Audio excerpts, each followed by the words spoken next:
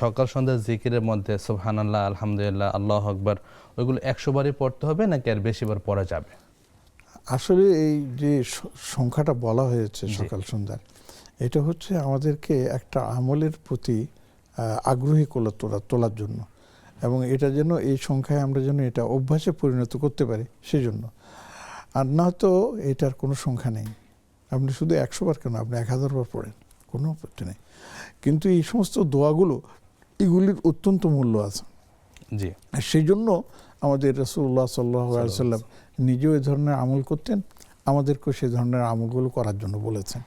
অতএব যিনি প্রশ্নকর্তা যিনি করেছেন আমাদেরকে প্রশ্ন, তারা এবং যারা আমাদের দেখছেন সবাইকে আমি বলবো যে সবসময় আপনি এই ঠোঁটটাকে এই জিকিরের মধ্যে আপনি ভিজিয়ে রাখেন। রোতাবুল লিসান বলা হয়, জিহ্বাকে আপনি ভিজিয়ে রাখুন।